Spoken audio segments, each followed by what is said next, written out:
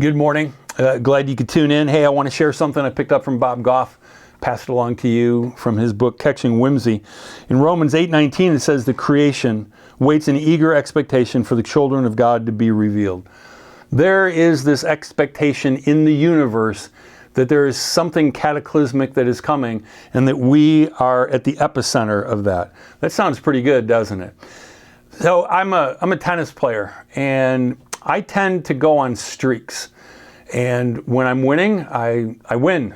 When I'm not winning, I lose. And it's just kind of weird how it happens, because I know that I kind of settle into a mindset. And this goes all the way back when I was in high school. I remember I was on a losing streak, and coach put some confidence in me, then I went on a winning streak. And that's just, to this day, that kind of works, because most tennis matches are decided by a couple of points. And it's all a question of, oh yeah, I'm going to get this, or oh my goodness, I'm not going to get this. But I like what Bob Goff here says. He says, people who lead beautiful, purposeful lives have several things in common. One of them is they live in constant anticipation. So do you live with constant anticipation, like something good's going to happen? Or do you just like, oh, something bad's going to happen? So I've been a Bears fan for a long time.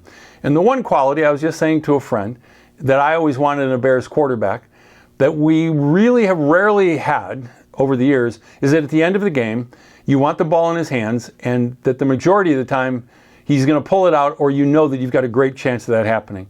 Well, if you followed the Bears this year, you know that Caleb Williams did it more than any other Bears quarterback probably ever in one season. He just kept making it happen, which then you live in anticipation. Now, if you've had some things go against you, sometimes it's like waiting for the other shoe to drop. But God wants you to live in anticipation. I'm not saying some bad things won't happen, but I can also tell you that in some of the most difficult seasons of my life, God really showed up and got me through those seasons in ways that I never would have anticipated. And in retrospect, it's like, wow, like you just got me through that. But then I hear some people say, welcome to my world. Like if you complain about something, welcome to my world, where everything always goes wrong. Well, first of all, it's really not their world. And they're breathing. They seem to be ingesting food. They have a place to live, these people that I'm talking about. But you get what I'm saying. It's like, do you expect good things are going to happen? Or do you anticipate that bad things are going to happen? And I go back even to before I started following Jesus in high school. I can remember I remember one friend in particular who I thought was kind of negative. I was always trying to tell him, man, you got to have faith. You got to believe it's going to turn out. Now, is everything going to turn out? No. But sometimes the very thought that it's not going to work out well makes things not work out well. It's called a self-fulfilling prophecy. When Jesus was coming on the scene, people were starting to get excited. There's expectation. Expectation and anticipation. I mean, think about it when you were a kid. Christmas, half of it was expectation and anticipation.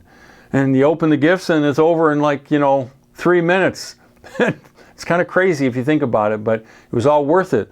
But so much of it was just looking forward to it. But people were looking forward and they were like, John the Baptist, are you the one? He's like, no, it's the guy coming after me. And Jesus changed everything.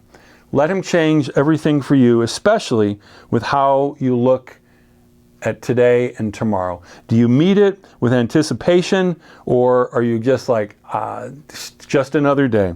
So I like what he says here. Paul captured that when he said this whole idea, when he said creation waits in eager expectation.